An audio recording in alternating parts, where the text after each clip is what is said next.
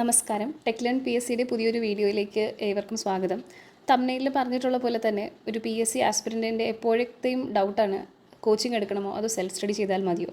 Especially കോവിഡിന് ശേഷമുള്ളൊരു കാലഘട്ടം എന്ന് പറയുന്നത് ഓൺലൈൻ റിസോഴ്സസ് അതും ഫ്രീ ആയിട്ട് നമുക്ക് ഒരുപാട് കിട്ടുന്ന ഒരു സമയത്ത് ഓൺലൈൻ കോച്ചിങ്ങിൻ്റെ അല്ലെങ്കിൽ ഓഫ്ലൈൻ കോച്ചിങ്ങിൻ്റെ ആവശ്യകതയുണ്ടോ എന്നുള്ളത് കുട്ടികളുടെ ഇടയിൽ ഒരു വലിയൊരു ചർച്ചാ വിഷയം തന്നെയാണ്. അതിലൊരു തീരുമാനം എടുക്കുക എന്നുള്ളതിൽ തന്നെ ഒരുപാട് സമയം പല പി എസ് സി ആസ്പിരൻസും നഷ്ടപ്പെടുത്താറുണ്ട്. അപ്പോൾ ഈ ഒരു വീഡിയോയിൽ ബേസിക്കലി കോച്ചിങ് വേണോ വേണ്ടയോ, സെൽഫ് സ്റ്റഡി മതിയോ എന്നുള്ളത് തീരുമാനിക്കുന്നതിനെക്കുറിച്ച് നിങ്ങൾ ചിന്തിക്കേണ്ട കുറച്ച് ആവശ്യമായിട്ടുള്ള കാര്യങ്ങളാണ് ഞാൻ ഷെയർ ചെയ്യാൻ പോകുന്നത്.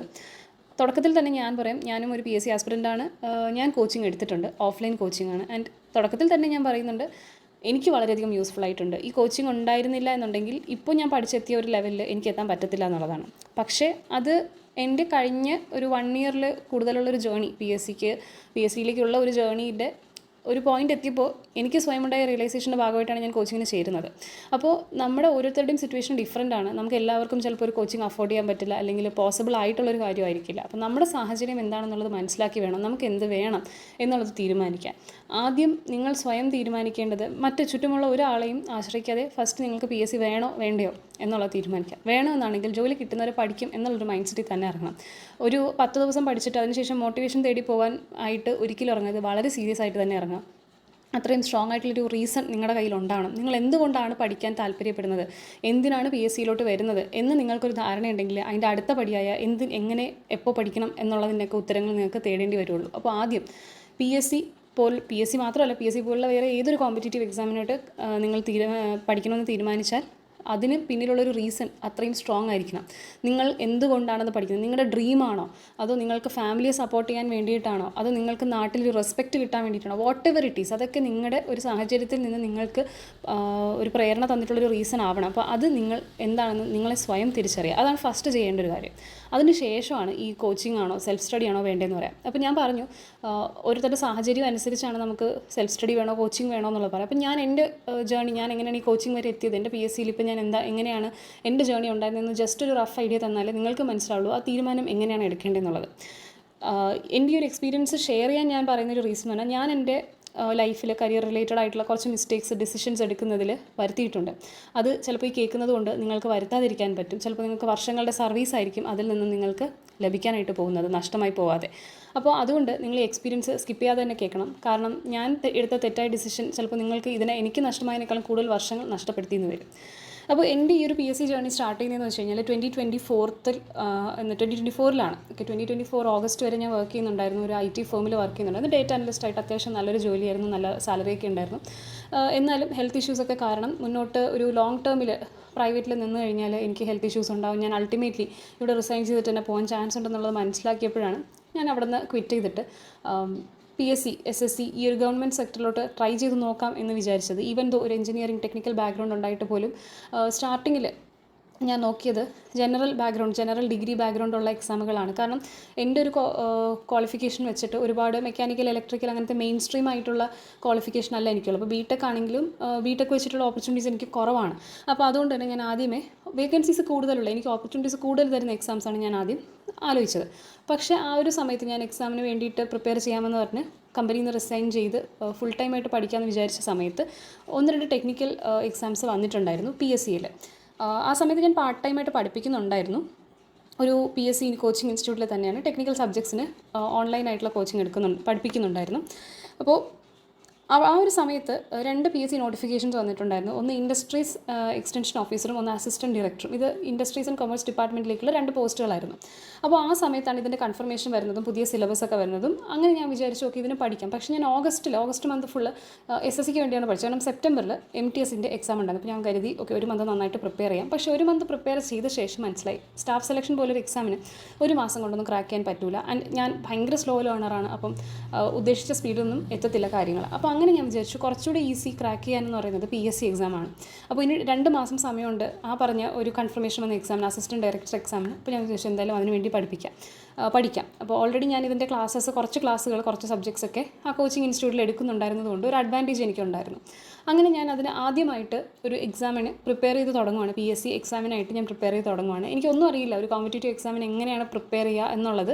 എസ്പെഷ്യലി ഒരു ജോബ് ഓറിയൻറ്റഡ് ആയിട്ടുള്ള, നമ്മളിപ്പം എഞ്ചിനീയറിംഗ് നീറ്റ് എക്സാമൊക്കെ എഴുതുന്ന പോലെ ഒരു ജോബ് ഓറിയൻറ്റഡ് ആയിട്ടുള്ള ഒരു കോമ്പറ്റേറ്റീവ് എക്സാമിന് എങ്ങനെ പ്രിപ്പയർ ചെയ്യണമെന്ന് ഒരു ധാരണയില്ലാതെ സ്വന്തം യുക്തിക്കാണ് ഞാൻ പ്രിപ്പയർ ചെയ്യുന്നത്. ടെക്നിക്കൽ സബ്ജക്ട്സ് ആയതുകൊണ്ട് കുറച്ചുകൂടി ഒരു ധാരണയുണ്ട് എവിടെ നിന്ന് എന്ത് പഠിക്കണമെന്നുള്ള. അങ്ങനെ സ്വന്തമായിട്ടാണ് പ്രിപ്പയർ ചെയ്തത്. കോച്ചിങ്ങിന് പഠിപ്പിക്കുന്നുള്ളതുകൊണ്ട് തന്നെ ചില ടോപ്പിക്കുകളൊക്കെ അവിടെ കവർ ആയി പോകുമ്പോൾ എനിക്ക് കുറച്ചുകൂടെ നന്നായിട്ട് അവിടെ മാർക്ക് സ്കോർ ചെയ്യാൻ പറ്റുമായിരുന്നു. പക്ഷേ എന്നാലും ഒരു പാർട്ട് ടൈം ജോബ് എന്ന നിലയ്ക്ക് അവിടെ എനിക്ക് കുറച്ചധികം ടൈം സ്പെൻഡ് ചെയ്യുന്നുള്ളതുകൊണ്ട് 2 മാസം ഫുള്ളി ഇൻവെസ്റ്റഡ് ആയിട്ടല്ല ഞാൻ എക്സാമിന് പഠിച്ചത്. എന്നാലും എൻ്റെ ബെസ്റ്റ് എനിക്ക് കൊടുക്കാൻ പറ്റി. പക്ഷേ അതിൽ എനിക്ക് ഒരു സപ്ലിമെൻ്ററി ലിസ്റ്റിൽ വരാൻ കഴിഞ്ഞുള്ളൂ എന്നുള്ളതാണ്. അപ്പോൾ അവിടെ ഞാൻ യൂസ് ചെയ്ത റിസോഴ്സസ് എന്ന് പറഞ്ഞാൽ ഓൺലൈൻ ഉള്ളത്, പിന്നെ ടെക്നിക്കൽ ആയതുകൊണ്ട് തന്നെ എഞ്ചിനീയറിംഗ് ബാക്ക്ഗ്രൗണ്ടിൽ നിന്നുള്ള കുറേ സബ്ജക്ട്സ് ഒക്കെ ഉള്ളതുകൊണ്ട് അതിൻ്റെ റിസോഴ്സസ് ഒക്കെ എനിക്ക് ഓൺലൈൻ കിട്ടും, ബുക്കുകൾ കയ്യിലുണ്ട്.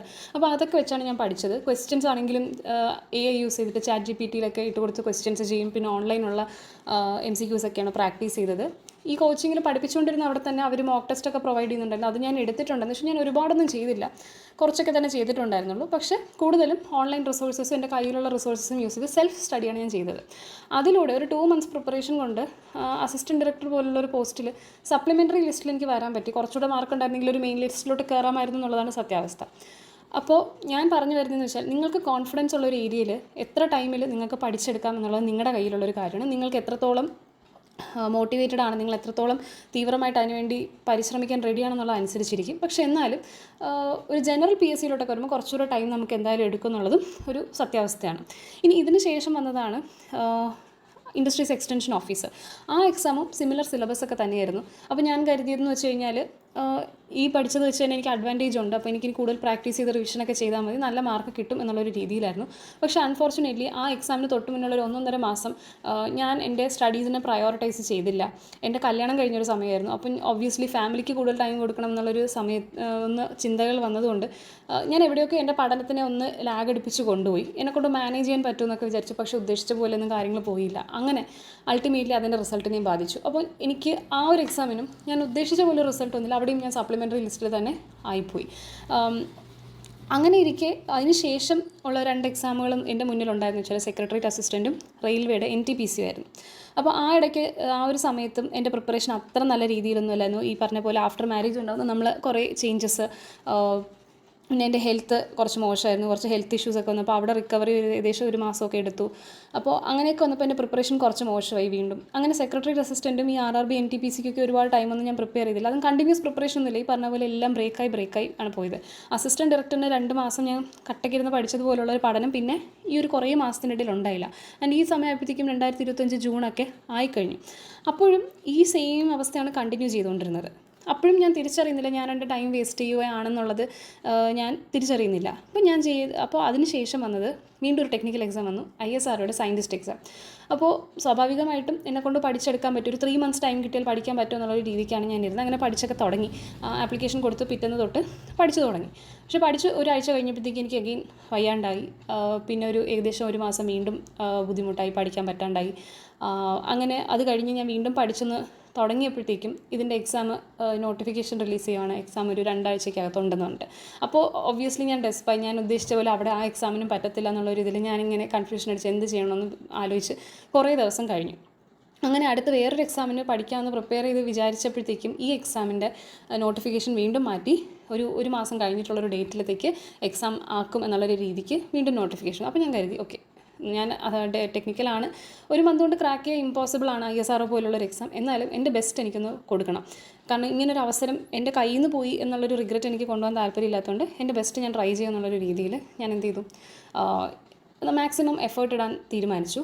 എല്ലാ കാര്യങ്ങളും മാറ്റിവെച്ച്, ഞാൻ അതുവരെ എങ്ങനത്തെ ഒരു വ്യക്തിയായിരുന്നോ അതെല്ലാം മാറ്റിവെച്ച്, ഈ പറയുന്ന പോലെ ഫാമിലി എന്ത് ചിന്തിക്കും, റിലേറ്റീവ്സ് എന്ത് ചിന്തിക്കും, അല്ലെങ്കിൽ ഞാൻ പലപ്പോഴും അവൈലബിൾ ആയില്ല എന്നുണ്ടെങ്കിൽ എന്നെ കുറ്റപ്പെടുത്തുമോ എന്നൊക്കെയുള്ള ഒരുപാട് ചിന്തകളും നമുക്കറിയാം. നമ്മൾ എസ്പെഷ്യലി ആഫ്റ്റർ മാരേജ് ഒരുപാട് എക്സ്പെക്റ്റേഷൻസ് നമ്മളിൽ നിന്നുണ്ടാവും. കല്യാണത്തിന് മുന്നേ നമ്മുടെ ലൈഫ് എങ്ങനെയാണോ അതുപോലെ അല്ല ആഫ്റ്റർ മാരേജ്. എസ്പെഷ്യലി കുട്ടികളൊക്കെ ആയിക്കഴിഞ്ഞാൽ ഒരുപാട് ബുദ്ധിമുട്ടാണ്. എനിക്ക് അങ്ങനത്തെ റെസ്പോൺസിബിലിറ്റീസ് ഇല്ലെങ്കിൽ പോലും ഓൾറെഡി തിങ്സ് വർ ഡിഫിക്കൾട്ട്. അപ്പം ഞാൻ ചെയ്തതെന്ന് വെച്ച് കഴിഞ്ഞാൽ എന്തൊക്കെ വന്നാലും ഇനി അങ്ങോട്ട് എൻ്റെ ഒരു കരിയറിൻ്റെ കാര്യം, സ്റ്റഡീസിൻ്റെ കാര്യം വരുമ്പോൾ എന്തായാലും ഇനി ഒരു കോംപ്രമൈസ് ശരിയാവില്ല എന്ന് തോന്നി. എക്സാം ഡേറ്റ് വരെ വേറെ ഒരിടവും ഞാൻ തിരിഞ്ഞും നോക്കിയില്ല, ഞാൻ പഠിച്ചു. ഫാമിലിയിൽ നിന്ന് മാറിയാണ് നിൽക്കുന്നത്. അതുകൊണ്ട് തന്നെ ഒബ്വിയസ്ലി വീക്കെൻഡ്സ് ആകുമ്പോഴും എന്തെങ്കിലും ഫംഗ്ഷൻസൊക്കെ വരുമ്പോഴും നാട്ടിൽ പോകണം എന്നൊക്കെ എക്സ്പെക്റ്റ് ചെയ്യും. ഹസ്ബൻഡിൻ്റെ എൻ്റെയും വീട് 2 സ്ഥലങ്ങളിലാണെങ്കിൽ ആയതുകൊണ്ട് തന്നെ കുറച്ചുകൂടെ ബുദ്ധിമുട്ടാണ്, 2ഇടത്തും എത്തണം എന്നൊക്കെ ഉള്ള രീതിയായിരുന്നു. പക്ഷേ എല്ലാത്തിനും നോ പറഞ്ഞ് വളരെയധികം ബുദ്ധിമുട്ട്, മാനസികമായിട്ട് അത് ബുദ്ധിമുട്ടുണ്ടാക്കും. അങ്ങനെ ഇരുന്നിട്ട് പോലും ഞാൻ ISROയ്ക്ക് മാക്സിമം എൻ്റെ പ്രിപ്പറേഷൻ കൊടുത്തു. ഉദ്ദേശിച്ച മാർക്കൊന്നും കിട്ടിയില്ല, എനിക്കറിയായിരുന്നു എത്രയൊക്കെ കിട്ടുമെന്ന്. പക്ഷേ എനിക്ക് കിട്ടിയ ഓപ്പർച്യൂണിറ്റി ഞാൻ മിസ്യൂസ് ചെയ്തില്ല എന്നുള്ളത് കൊണ്ട് തന്നെ എനിക്ക് സന്തോഷമായി. പക്ഷേ ഈ എക്സാം കഴിയുമ്പോൾ എനിക്ക് ഏറ്റവും വലിയൊരു ഹാർട്ട് ബ്രേക്ക് ഉണ്ടാകാൻ പോകുന്നുള്ളത് ഞാൻ അറിഞ്ഞിട്ടുണ്ടായിരുന്നില്ല. എനിക്ക് ചെറിയൊരു ഹോപ്പ് ഉണ്ടായിരുന്ന ഒരു റിസൾട്ടായിരുന്നു ഇൻഡസ്ട്രീസ് എക്സ്റ്റൻഷൻ ഓഫീസർ. അതിൻ്റെ റിസൾട്ട് അപ്പോഴാണ് ആക്ച്വലി വരുന്നത്. വന്നപ്പോൾ ഞാൻ എക്സ്പെക്റ്റ് ചെയ്തു എൻ്റെ കാറ്റഗറിയിൽ സപ്ലിമെൻ്ററി ലിസ്റ്റിൽ ഒന്നാമത് വന്നാൽ നിയമനം അനുസരിച്ച് റൊട്ടേഷൻ ചാർട്ട് അനുസരിച്ച് എനിക്ക് ജോലി കിട്ടാൻ ചാൻസ് ഉണ്ട്.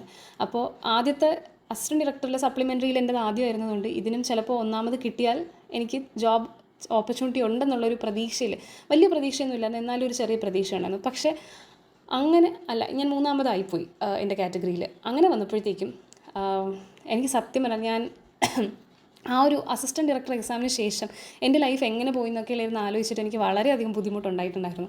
അപ്പോൾ എൻ്റെ ലൈഫൊന്ന് റീവൈൻഡ് അടിച്ച് നോക്കിയപ്പോൾ ഞാൻ ചെയ്ത മിസ്റ്റേക്സൊക്കെ, നമ്മുടെ ലൈഫിൽ പലർക്കും വേണ്ടി പ്രയോറിറ്റി കൊടുത്ത് നമ്മുടെ പഠനം മാറ്റി വെച്ചെന്നുള്ളത് ഒരിക്കലും നമുക്ക് മറ്റൊരാളെ കുറ്റം പറയാൻ പറ്റുന്നൊരു കാര്യമില്ല. നമുക്ക് ആവശ്യമുള്ള സമയത്ത് നമ്മുടെ പഠനത്തിനും കരിയറിനെയും നമ്മൾ പ്രയോറിറ്റൈസ് ചെയ്യുന്നില്ല എന്നുള്ളത് നമ്മുടെ മാത്രം റെസ്പോൺസിബിലിറ്റിയാണ്. അത് ആലോചിച്ചപ്പോൾ അതിൽ കൂടുതൽ ഗിൽറ്റും ഭാരവും ഒക്കെ എനിക്ക് ഫീൽ ചെയ്യാൻ തുടങ്ങി. ഇതിങ്ങനെ പോയാൽ ശരിയാവില്ല. കാരണം ആ കുറച്ച് ദിവസങ്ങൾ, ആ ലിസ്റ്റിൻ്റെ റിസൾട്ട് വന്ന കുറച്ച് ദിവസങ്ങൾ ഞാൻ ഗോ ത്രൂ ചെയ്ത എമോഷൻസ് എനിക്ക് മാത്രമേ അറിയുള്ളൂ.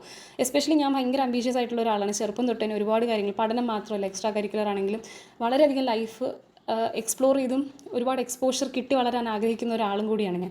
അങ്ങനത്തെ ഒരാൾ വെറുതെ ഒരു വീട്ടിനകത്ത് ഒതുങ്ങിക്കൂടി ഒരുപാട് ആൾക്കാരെ ഒന്നും മീറ്റ് ചെയ്യാണ്ട് ഒരു ജീവിതം ഇങ്ങനെ കഴിച്ചു കൂട്ടുന്നു എന്നൊക്കെ ചിന്തിച്ച് എനിക്കൊന്ന് റിവൈൻഡ് അടിച്ചപ്പോൾ എൻ്റെ കല്യാണത്തിന് ശേഷമുള്ളൊരു 8-9 months എനിക്ക് ഒട്ടും പ്രോസസ്സ് ചെയ്യാൻ പറ്റാത്തുള്ള ഒരു രീതിയിലായിപ്പോയി. ഇത് ഓൾറെഡി എനിക്ക് ഒരു തവണ ഫീൽ ചെയ്തായിരുന്നു. അപ്പോഴാണ് ഞാൻ ISRO എക്സാമിന് വേണ്ടിയിട്ട് കട്ടയ്ക്കിരുന്ന് പഠിച്ചത്, ബാക്കിയെല്ലാം മാറ്റി വെച്ച്.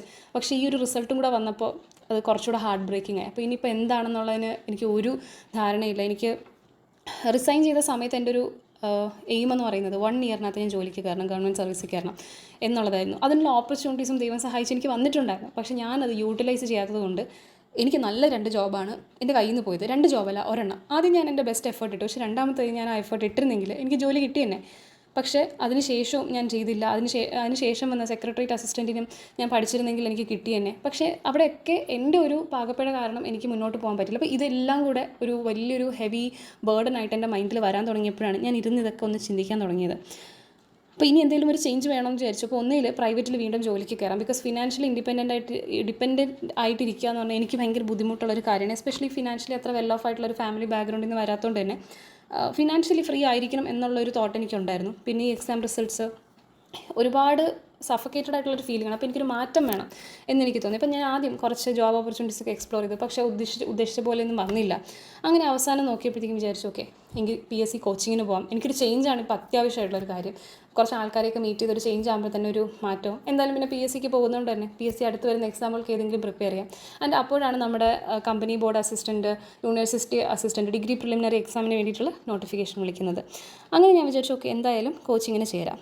അങ്ങനെ എൻ്റെ ലൈഫിൽ എനിക്കൊരു ചേഞ്ച് വേണം, മുന്നോട്ട് ഇനി കരിയറിനെ പറ്റി എനിക്കത് ഹെൽപ്പ് ചെയ്യുന്ന ഒരു ഡിസിഷനും ആവണം എന്നൊക്കെ ചിന്തിച്ച് ഞാൻ അൾട്ടിമേറ്റ്ലി എത്തിയപ്പോഴാണ് ഞാൻ ഒരു കോച്ചിങ് എടുക്കുന്നതിനെക്കുറിച്ച് ചിന്തിച്ചത്. ആൻഡ് ഓൺലൈൻ കോച്ചിങ് പറ്റില്ല, കാരണം വീട്ടിലിരുന്നുള്ള പഠനം ഇനി ശരിയാവില്ല എന്നുള്ളത് എനിക്ക് തോന്നി തുടങ്ങി. ബിക്കോസ് നമ്മൾ വീട്ടിലിരിക്കുമ്പോൾ നമ്മൾ ഫ്രീ ആണെന്നുള്ളൊരു ധാരണ എല്ലാവർക്കും ചുറ്റുമുണ്ട്. അപ്പോൾ നമ്മൾ ബിസി ആവുക, നമുക്കതാണ് ഏറ്റവും ഈസി ആയിട്ട് കൺവേ ചെയ്യാൻ പറ്റുന്നൊരു കാര്യം. അപ്പോൾ തന്നെ നമ്മുടെ പകുതി ബേർഡൻ, എൻ്റെ ബുദ്ധിമുട്ട് എന്താണെന്നുള്ളത് മനസ്സിലാക്കി ഞാൻ അപ്പോഴും ഏറ്റവും ബെസ്റ്റ് ഡിസിഷൻ എടുത്തു. And that was one of the best decisions കഴിഞ്ഞ വർഷം ഞാൻ എടുത്തതിൽ. ഞാൻ ജോയിൻ ചെയ്തത് സൈലം PSCയിലാണ്, ഓഫ്ലൈൻ കോച്ചിങ്ങാണ് ഞാൻ എടുത്തത്. അപ്പോൾ അങ്ങനെ ഇപ്പോൾ കോച്ചിങ് എടുത്ത് ഞാനൊരു 6 months ആവുന്നുണ്ട്. And I am more than satisfied. കാരണം അത് കോച്ചിങ് ഇൻസ്റ്റിറ്റ്യൂട്ടിൻ്റെ എന്നല്ല, ഞാൻ എടുത്തൊരു തീരുമാനത്തിൽ ഞാൻ അവിടെ പോയ ശേഷം ഇട്ട എഫേർട്ടിലുമാണ്. കാരണം ഞാൻ പൊതുവെ പഠിക്കുന്ന ഒരു കുട്ടി തന്നെയാണ്, അങ്ങനെ ഒരുപാട് മോശം എന്നൊന്നുമല്ല. അപ്പോൾ എനിക്ക് അന്ന് വേണ്ടുന്നത് എന്തായിരുന്നോ അതെനിക്ക് ഞാൻ ആ എടുത്തൊരു തീരുമാനത്തിൽ നിന്ന് കിട്ടി. സോ എനിക്ക് അന്ന് ആവശ്യമുണ്ടായിരുന്നത് ഒരു കോച്ചിങ് ആയിരുന്നു. ആൻഡ് അങ്ങനെയാണ് ഞാൻ കോച്ചിങ് ചൂസ് ചെയ്തത്. അതുവരെ സെൽഫ് സ്റ്റഡി എനിക്ക് പറ്റുമായിരുന്നു, പക്ഷേ എൻ്റെ സാഹചര്യങ്ങൾ കാരണം എനിക്കത് ശരിയായിട്ട് യൂട്ടിലൈസ് ചെയ്യാനോ അല്ലെങ്കിൽ ശരിയായ തീരുമാനങ്ങൾ എടുക്കാനോ മറന്നുപോയി. അപ്പോൾ ഇനിയും സെൽഫ് സ്റ്റഡിയിൽ നിന്ന് കഴിഞ്ഞാൽ ശരിയാവില്ല എന്ന് മനസ്സിലാക്കിക്കൊണ്ടാണ്, എൻ്റെ വർഷങ്ങൾ കടന്നു പോകുന്ന എനിക്ക് തിരിച്ചറിവ് ഉണ്ടായതുകൊണ്ടാണ് ഞാൻ ഉടനെ എന്ത് ചെയ്യുന്നത്, ഒരു കോച്ചിങ്ങിലോട്ട് മാറുന്നത്. അപ്പോൾ ഇതെൻ്റെ ബെസ്റ്റ് ഡിസിഷനായിട്ട് മാറാനുള്ള മെയിൻ റീസൺ ഇത് തന്നെയാണ്. എനിക്ക് വേണ്ടുന്നൊരു ചേഞ്ച് കിട്ടി, ഞാൻ കൂടുതൽ ആൾക്കാരെ മീറ്റ് ചെയ്യുന്നു, പുതിയ കാര്യങ്ങൾ അറിയുന്നു. ആൻഡ് നമ്മൾ എക്സാമിന് പ്രിപ്പയർ ചെയ്യാൻ പോകുമ്പോഴത്തേക്കും അതിനെപ്പറ്റി നല്ലൊരു ധാരണ കോച്ചിങ് ഇൻസ്റ്റിറ്റ്യൂട്ടിൽ നിന്ന് കിട്ടും. ഓൾസോ ആ ഫീൽഡിൽ എത്ര കോമ്പറ്റീഷൻ ഉണ്ടെന്നുള്ളത് നമുക്ക് ഫീൽ ചെയ്യണമെങ്കിൽ ഈ ഒരു കാര്യം തന്നെ, അതായത് ഒരു കോച്ചിങ്, അത് ഓൺലൈൻ ആണെങ്കിൽ ഓഫ്ലൈൻ ആണെങ്കിൽ എടുക്കുക. കാരണം അവിടെ പോകുമ്പോഴാണ് ഒരുപാട് പഠിച്ചു കഴിഞ്ഞ കുട്ടികളുണ്ട്, അവരൊക്കെ ഉത്തരങ്ങൾ പറയുമ്പോൾ നമുക്ക് ആ ഒരു ഫീൽ കിട്ടും, ഓക്കെ നമുക്കിനിയും പഠിക്കാനുണ്ട്, അവരുടെ ഒപ്പം എത്താനുണ്ട് എന്നൊക്കെ ഉള്ളത്. പിന്നെ ഒരു ബെസ്റ്റ് ഡിസിഷൻ അതിൽ എനിക്ക് ബെസ്റ്റ് ആയിട്ട് തോന്നിയ ഒരു കാര്യം എന്ന് പറഞ്ഞാൽ ഓഫ്ലൈൻ്റെ മോക്ക് ടെസ്റ്റുകൾ നടത്തുന്നത്. എനിക്ക് പ്രാക്ടീസ് ചെയ്യുമ്പോൾ, നമ്മൾ മോക്ക് ടെസ്റ്റ് ചെയ്യുമ്പോൾ നമ്മുടെ നിലവാരം നമുക്ക് മനസ്സിലാകും. നമ്മൾ സ്വന്തമായിട്ടൊന്ന് ഡെയിലി ബേസിസിൽ ചെയ്യുമോ ഇല്ല. അപ്പോൾ അവിടെ 3 ദിവസം ക്ലാസ്സസ് ആയിരുന്നു, അതിൻ്റെ കൂടെ എല്ലാ ദിവസവും എക്സാംസ് ഉണ്ടായിരുന്നു. നമ്മുടെ എക്സാം അടുത്ത സമയത്ത് കൂടുതൽ ക്ലാസ്സും കൂടുതൽ എക്സാമുകളൊക്കെ ഉണ്ടായിരുന്നു. അപ്പോൾ ഇടയ്ക്കിടയ്ക്ക് എക്സാംസ് എഴുതിക്കൊണ്ടിരിക്കുമ്പോൾ നമുക്ക് നമ്മുടെ മാറ്റം എത്രത്തോളം ഇമ്പ്രൂവ്മെൻറ്റ് ഉണ്ടെന്നൊക്കെ നമുക്ക് അനലൈസ് ചെയ്യാനായിട്ട് പറ്റും. അപ്പോൾ എൻ്റെ ഒരു സ്റ്റഡി എന്ന് പറഞ്ഞാൽ കുറച്ചുകൂടെ ഫാസ്റ്റ് ആൻഡ് സ്ട്രീം ലൈൻഡ് ആക്കണം എന്നുള്ളതായിരുന്നു. ആൻഡ് ഇങ്ങനെ കുട്ടികളുടെ ഒപ്പം ഇരുന്ന് പഠിക്കുമ്പോൾ നമുക്കൊരു ചെറിയൊരു മോട്ടിവേഷനും കൂടെ അവിടെ നിന്ന് കിട്ടുകയും ചെയ്യും. അപ്പോൾ ഇതെല്ലാമാണ് എനിക്ക് കോച്ചിങ്ങിൽ നിന്നും, എസ്പെഷ്യലി നേരിട്ട് ആൾക്കാരെ കാണുമ്പോഴുള്ളത്.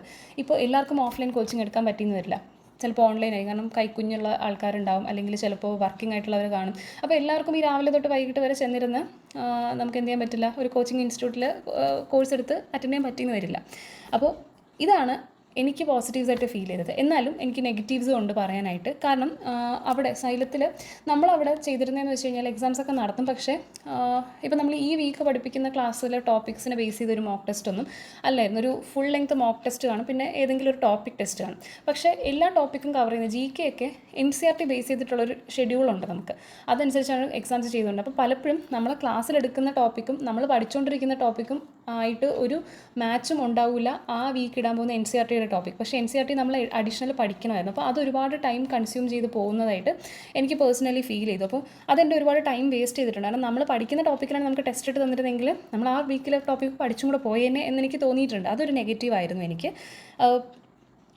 അപ്പോൾ പിന്നെ ഉള്ളൊരിതെന്ന് പറഞ്ഞാൽ അവരുടെ ടോപ്പിക്സും അല്ലെങ്കിൽ അവർക്കൊരു ഐഡിയ ഉണ്ടല്ലോ, അതായത് ഈ ആഴ്ച ഏതൊക്കെ സാറുമാർ ഏതൊക്കെ സബ്ജക്ട്സ് എടുക്കുന്നു. പക്ഷേ നമുക്ക് ഓരോ സ്റ്റുഡൻറ്റും ഡിഫറൻ്റ് ആണ്. അപ്പോൾ ഒരു കസ്റ്റമൈസ്ഡ് ആയിട്ടുള്ള പ്ലാൻ ഒരിക്കലും ഒരു കോച്ചിങ് നിന്ന് നമുക്ക് കിട്ടത്തില്ല. അപ്പോൾ മെയിൻ പ്രശ്നം എന്ന് പറഞ്ഞാൽ നമ്മൾ ഓരോരുത്തരും ഓരോ സ്റ്റേജിലാണ്. അപ്പോൾ നമ്മുടെ വീക്ക് പോയിൻറ്റ്സ് എന്ന് പറഞ്ഞത് നമുക്കേ അറിയുള്ളൂ. അപ്പോൾ അതിൽ നമ്മൾ വർക്ക് ചെയ്യണം എന്നുള്ളതാണ്. അല്ലാതെ അവർ ക്ലാസ് എടുത്ത് കഴിഞ്ഞിട്ട് നമ്മൾ പഠിക്കുള്ളൂ എന്ന് വെയിറ്റ് ചെയ്തിരുന്നു കഴിഞ്ഞാൽ അത് വർക്കൗട്ട് ആവില്ല. അത് പിന്നെ നമുക്ക് ഒരിക്കലും ഒരിടത്തും അവൈലബിൾ ആയിട്ട് കിട്ടുന്നൊരു കാര്യമല്ല. ഓൺലൈൻ കോച്ചിങ്ങിന് നമുക്ക് കുറച്ചുകൂടെ അഡ്വാൻറ്റേജ് കിട്ടും. കാരണം അവർ ഒരുപാട് ടോപ്പിക്സ് പെട്ടെന്ന് കവർ ചെയ്യുന്നതുകൊണ്ട് തന്നെ നമുക്ക് റെക്കോർഡായിട്ട് ചിലപ്പോൾ നേരത്തെയൊക്കെ ടോപ്പിക്കുകൾ കിട്ടാൻ ചാൻസ് ഉണ്ട്. അപ്പോൾ അങ്ങനത്തെ കുറച്ച് കാര്യങ്ങളാണ് എനിക്ക് നെഗറ്റീവായിട്ട് ഫീൽ ചെയ്തത്. അപ്പോൾ ഇതാണ് എൻ്റെ ഒരു എക്സ്പീരിയൻസ് സോ ഫാർ. അപ്പോൾ എന്തായാലും ഇപ്പോൾ ഞാൻ ജനറൽ PSC ഫോക്കസ് ചെയ്യുന്നതുകൊണ്ട് തന്നെ ഇനി അടുത്തൊരു എക്സാമിന് ക്രാക്ക് ചെയ്യുന്നത് വരെയും ഞാനൊരു കോച്ചിങ് കണ്ടിന്യൂ ചെയ്യുമെന്നുള്ളത്. കാരണം എനിക്ക് വീട്ടിലിരുന്നുള്ള ഒരു പഠനം ഇനി ശരിയാവില്ല എന്നുള്ളത് ഉറപ്പാണ്. അപ്പോൾ അതുകൊണ്ട് തന്നെ കോച്ചിങ് കണ്ടിന്യൂ ചെയ്യും, അത് എന്ത് അവസ്ഥ വന്നാലും എന്നുള്ളത് ഞാൻ തീരുമാനിച്ചൊരു കാര്യം തന്നെയാണ്. പിന്നെ ഇതിൻ്റെ കൂടെ കുറച്ച് ലാസ്റ്റ് മിനിറ്റ് ടിപ്സ് എനിക്ക് പറയാനുള്ളതെന്ന് വെച്ച് കഴിഞ്ഞാൽ, നിങ്ങൾ എവിടെയാണോ പോകുന്നത് അവിടെ ട്രസ്റ്റ് ചെയ്യുക, ആ കോച്ചിങ്ങിനെ ട്രസ്റ്റ് ചെയ്ത് നിങ്ങൾ പഠിക്കുക. പിന്നെ നിങ്ങൾക്കറിയാമല്ലോ, ചൂസ് ചെയ്യുമ്പോൾ അത്യാവശ്യം പ്രീമിയർ ഇൻസ്റ്റിറ്റ്യൂട്ട്സ് ഉണ്ട്. അപ്പം 2-3 ഇൻസ്റ്റിറ്റ്യൂട്ടിനൊക്കെ അനലൈസ് ചെയ്ത് കഴിയുമ്പോൾ നിങ്ങൾക്ക് തന്നെ ഒരു ഐഡിയ ഉണ്ടാവും ഏതായിരിക്കും നിങ്ങൾക്ക് സ്യൂട്ട് ചെയ്യുന്നതെന്നുള്ളത്. അപ്പോൾ അങ്ങനെ ഒരെണ്ണം പോവുക. അവിടുത്തെ കുറ്റങ്ങൾ കണ്ടുപിടിക്കാൻ നിന്ന് കഴിഞ്ഞാൽ നമുക്ക് അതിനെ ബുദ്ധിമുട്ട് ഉണ്ടാക്കുകയുള്ളൂ. അത് കൂടുതൽ ബുദ്ധിമുട്ടുണ്ടാക്കും, നമ്മുടെ ടൈം വേസ്റ്റേജ് ആണ്. അപ്പം അവിടെ ചെന്നാലും നമുക്ക് നമ്മുടെ കാര്യമായിരിക്കണം ഫോക്കസ് ചെയ്യേണ്ടത്. അപ്പം നമുക്ക് വേണ്ടുന്ന മോട്ടിവേഷൻ നമ്മുടെ ഉള്ളിൽ നിന്നാണ് വരേണ്ടത്. ഒരിക്കലും ചുറ്റുമുള്ള ആരെയും നമ്മൾ റിലൈ ചെയ്ത്, എസ്പെഷ്യലി ഇപ്പോൾ കോച്ചിങ് എടുക്കുവാണ് അല്ലെങ്കിൽ നിങ്ങൾ സെൽഫ് സ്റ്റഡി ചെയ്യണം, ഏതൊരു അവസ്ഥയിലാണെങ്കിലും നിങ്ങളുടെ ലൈഫിൽ ഒരു ദിവസം എങ്ങനെയാണെന്നുള്ളത് നിങ്ങൾക്കറിയാം. അപ്പോൾ അവിടെ നിങ്ങൾക്ക് എത്ര ടൈം പഠിക്കാനുണ്ട്, അല്ലെങ്കിൽ പഠിക്കാനുള്ള ടൈം കുറവാണെങ്കിൽ അത് എവിടെ കണ്ടെത്തണം. നിങ്ങൾക്ക് വേണ്ടിയിട്ട് ആവശ്യമുള്ള കാര്യങ്ങൾ എല്ലാവരും കൊണ്ട് ചെയ്തു തരും, അല്ലെങ്കിൽ നിങ്ങൾക്ക് സപ്പോർട്ട് ചെയ്യാൻ ഒരു സിസ്റ്റം കാണും എന്നൊന്നും ദയവ് ചെയ്ത് വെയിറ്റ് ചെയ്തിരിക്കരുത്. നിങ്ങളുടെ സ്വപ്നമാണ് ജോലി എന്നുണ്ടെങ്കിൽ അതിനുവേണ്ടി നിങ്ങൾ തന്നെ പുറപ്പെട്ട് പോവുക. ഉറപ്പായിട്ടും ഒരുപാട് എതിരാളികളും ഒരുപാട് റോഡ് ബ്ലോക്സും നിങ്ങളുടെ ഫ്രണ്ടിൽ വരും. പക്ഷേ അതൊക്കെ തരണം ചെയ്യേണ്ടത് നിങ്ങൾ ഒറ്റയ്ക്കാണ്. സപ്പോർട്ടീവായിട്ട് എല്ലാത്തിനും കൂടെ ആൾ ഉണ്ടാവുക എന്ന് നിങ്ങൾ ഒരിക്കലും പ്രതീക്ഷിക്കരുത്. അങ്ങനെ ഉണ്ടെങ്കിൽ യു ആർ റിയലി ലക്കി. പക്ഷേ എന്നാലും നമ്മുടെ സ്വപ്നം എത്രയൊക്കെ പോയാലും 100% മനസ്സിലാക്കാൻ നമുക്ക് മാത്രമേ പറ്റുള്ളൂ. അപ്പോൾ നമ്മളൊരാളെ ഡിപ്പെൻഡ് ചെയ്ത് കഴിഞ്ഞാലുള്ള പ്രശ്നം എന്ന് പറഞ്ഞാൽ, നമ്മൾ ഉദ്ദേശിക്കുന്ന സപ്പോർട്ട് കിട്ടിയില്ല എന്നുണ്ടെങ്കിൽ നമ്മൾ ഡെസ്പായി പോകും. അത് ഒട്ടും തന്നെ നമുക്ക് അഫോർഡ് ചെയ്യാൻ പറ്റുന്നൊരു കാര്യമല്ല. So always rely on your self and strong ആയിട്ടിരിക്കുക. നിങ്ങൾ എന്തിനാണ് ഇറങ്ങി തിരിച്ചെന്നുള്ള ബോധ്യം നിങ്ങൾക്ക് നന്നായിട്ടുണ്ടാവണം. നിങ്ങൾ തന്നെ ഒരു ടൈം ലൈൻ സെറ്റ് ചെയ്യണം. ഞാൻ ഇത്ര ടൈമിൽ കൂടുതൽ ജനറൽ PSC അല്ലെങ്കിൽ ഏതാണ് എക്സാമിനാണോ പ്രിപ്പയർ ചെയ്യുന്നത് അതിന് ഞാൻ വേണ്ടി പ്രിപ്പയർ ചെയ്യില്ല. ഒറ്റ തവണ എൻ്റെ ലാസ്റ്റ് ചാൻസ് ആണെന്നുള്ള രീതിക്ക് കഷ്ടപ്പെട്ട് പഠിക്കുക. ആൻഡ് ഓൾസോ പലപ്പോഴും നമ്മൾ ഇപ്പം മാരീഡാണ്, കുട്ടികളുണ്ട്, പെൺകുട്ടികൾക്ക് കൂടുതൽ പ്രശ്നങ്ങളുണ്ട്. അല്ലെങ്കിൽ അതുകൊണ്ട് തന്നെ അൺമാരീഡ് ആയിട്ടുള്ള ഒരാൾക്ക് പ്രശ്നങ്ങളില്ല, അങ്ങനെ ഒന്നും പറയാൻ പറ്റില്ല. എല്ലാവർക്കും അവരുടേതായ ലൈഫിൽ റോഡ് ബ്ലോക്സ് ഉണ്ട്. ഒരു എക്സാമിന് അവരിഷ്ടപ്പെട്ട ഒരു എക്സാമിനെ പ്രിപ്പയർ ചെയ്യാൻ പോകുമ്പോൾ ഒബ്വിയസ്ലി എല്ലാവർക്കും അവരുടേതായ ബുദ്ധിമുട്ടുകളുണ്ട്. അത് ഒരു പണിയും ഇല്ലാതിരുന്നാൽ പോലും നമ്മൾ ഒരു പണി എടുക്കുന്നില്ലല്ലോ എന്നുള്ളൊരു ചോദ്യം പോലും വരും. അപ്പോൾ അങ്ങനെ ഏതൊരു അവസ്ഥയിലിരിക്കുന്ന ആൾക്കും അവരുടേതായ ബുദ്ധിമുട്ടുകൾ ഉണ്ട്. അപ്പം നമ്മുടെ ബുദ്ധിമുട്ട് കൂടുതലാണ് അല്ലെങ്കിൽ അവരുടേത് കുറവാണ്, ഇങ്ങനെയൊക്കെ ചിന്തിച്ചുകൊണ്ടൊന്നും ഇരിക്കാനുള്ള നമുക്ക് നേരമില്ല എന്നുള്ളതാണ് നമ്മൾ മനസ്സിലാക്കേണ്ടത്. പക്ഷേ നമ്മുടെ ബുദ്ധിമുട്ട് എന്താണെന്നുള്ളത് മനസ്സിലാക്കി അത് നമ്മളെ അഫക്റ്റ് ചെയ്യുന്നതിന് മുന്നേ തന്നെ നോ പറയുക, അല്ലെങ്കിൽ നമ്മൾ മാറി നിൽക്കേണ്ടടുത്ത് മാറി തന്നെ നിൽക്കുക. ഓൾസോ എക്സാമിന് പ്രിപ്പയർ ചെയ്യുന്ന സമയത്ത് മാക്സിമം ടൈമും നിങ്ങൾക്ക് വേണ്ടി തന്നെ കൊടുക്കുക. ഫാമിലി ഫങ്ഷൻസ് അല്ലെങ്കിൽ ഒരുപാട് ഗെറ്റ് ടുഗെദേഴ്സും കാര്യങ്ങളൊക്കെ അവോയ്ഡ് ചെയ്യാൻ പറ്റുന്നതൊക്കെ അവോയ്ഡ് ചെയ്യുക. കാരണം നിങ്ങൾ ഒരു മണിക്കൂർ കുറച്ച് പഠിക്കുന്നിടത്ത് 1 മണിക്കൂർ കൂടുതൽ പഠിക്കാൻ ചൂസ് ചെയ്യുന്ന വേറൊരു കുട്ടി കാണും, അവരായിരിക്കും നിങ്ങളെക്കാളും റാങ്ക് ലിസ്റ്റിൽ മുന്നോട്ട് കയറുന്നത്. അതുകൊണ്ട് നിങ്ങൾ ഒരിക്കലും നിങ്ങളുടെ സമയം പാഴാക്കരുത്. ജോലി കിട്ടിക്കഴിഞ്ഞാൽ ബാക്കി നമ്മുടെ ലൈഫിൽ ബാക്കി ചുറ്റുമുള്ളവർ എക്സ്പെക്ട് ചെയ്യുന്നതെല്ലാം നമുക്ക് ചെയ്യാൻ പറ്റും. പക്ഷേ അതല്ല നമ്മുടെ ലൈഫിൻ്റെ ഗോൾ. നമുക്ക് നമ്മുടേതായ ഒരു സ്റ്റാൻഡ് ഉണ്ടാവണം എപ്പോഴും. നമ്മുടെ ആഗ്രഹം, നമ്മുടെ സ്വപ്നമാണെങ്കിൽ ഒരിക്കലും അത് വിട്ടുകൊടുക്കരുത് ആർക്കും വേണ്ടിയിട്ട്. നമ്മുടെ ഡ്രീംസ് മനസ്സിലാക്കാത്തവർ നമ്മളെ റെസ്പെക്റ്റ് ചെയ്യുന്നില്ല എന്നുള്ളതാണ് അതിൻ്റെ ഒരു അർത്ഥം. അപ്പം നമ്മുടെ വില മനസ്സിലാക്കുക, നമ്മുടെ ആഗ്രഹങ്ങൾക്ക് പ്രയോറിറ്റി കൊടുക്കുക. ഒരിക്കലും നമ്മുടെ ആഗ്രഹങ്ങൾ മറ്റുള്ളവർക്ക് വേണ്ടി മാറ്റി വയ്ക്കാതിരിക്കുക. അപ്പോൾ മെയിനായിട്ടും ഇത് മാത്രമാണ് എനിക്ക് പറയാനുള്ളത്. അപ്പോൾ നിങ്ങളുടെ അവസ്ഥ, നിങ്ങളുടെ സിറ്റുവേഷൻ എന്ന് പറയുന്നത് നിങ്ങൾക്കേ അറിയുള്ളൂ. നിങ്ങൾക്ക് എന്താണ് ആവശ്യം എന്നുള്ളത് നിങ്ങൾ മനസ്സിലാക്കുക, അതിനനുസരിച്ച് ഒരു ഡിസിഷൻ എടുക്കുക. നിങ്ങൾ എങ്ങനെ എക്സാമിന് പ്രിപ്പയർ ചെയ്യണം, എത്ര ടൈം കൊണ്ട് കവർ ചെയ്യണം, കൺസിസ്റ്റൻ്റ് ആയിട്ട് പഠിക്കുക, ഹെൽത്തും നോക്കുക. പലരും ഉറക്കൊഴിഞ്ഞിരുന്ന് പഠിക്കുന്നതൊക്കെ പറയാറുണ്ട്. പക്ഷേ നിങ്ങളെക്കൊണ്ട് പറ്റുമെങ്കിൽ മാത്രം അത് ചെയ്യുക. ഇല്ലാന്നുണ്ടെങ്കിൽ നിങ്ങൾ എല്ലാം മാനേജ് ചെയ്ത് ഒരു രീതിയിൽ മുന്നോട്ട് പോകുക. ഈസി ആയിരിക്കില്ല. ഈ ഓരോ സ്റ്റെപ്പിലും നിങ്ങൾക്ക് ബുദ്ധിമുട്ട് കൂടുതലേ വരുള്ളൂ. പക്ഷേ അവിടെ സ്ട്രോങ് ആയിട്ട് നിൽക്കുക എന്നുള്ളതാണ് നമുക്ക് ആകെ ചെയ്യാൻ പറ്റുന്നത്. അപ്പോൾ ആർക്കും വേണ്ടി വെയിറ്റ് ചെയ്ത് നിങ്ങളുടെ സ്വപ്നങ്ങൾക്ക് വേണ്ടി നിങ്ങൾ തന്നെ മുന്നിട്ടിറങ്ങുക. ഓക്കെ, സോ ഇത്രയാണ് എനിക്ക് പറയാനുണ്ടായിരുന്നത്. ഇതിലൂടെ നിങ്ങൾക്ക് ഒരുപാട് പാഠങ്ങൾ പഠിക്കാൻ കിട്ടിയിട്ടുണ്ടാവുമെന്ന് വിശ്വസിക്കുന്നു. ഇതിലൂടെ നിങ്ങൾ എങ്ങനെ പഠിക്കണം, PSC കോച്ചിങ് എടുക്കണമോ, ഓൺലൈൻ ഓഫ്ലൈൻ എടുക്കണോ, അതോ എടുക്കാതെ സെൽഫ് സ്റ്റഡി ചെയ്യണോ എന്നുള്ള തീരുമാനങ്ങളൊക്കെ നിങ്ങൾക്ക് ഇനി എടുക്കാവുന്നതാണ്. വേറെ എന്തെങ്കിലും ഫീഡ്ബാക്കോ എന്തെങ്കിലും ഡൗട്ട്സ് ഉണ്ടെങ്കിൽ തീർച്ചയായിട്ടും കമൻസിലൂടെ പറയാം. Thank you.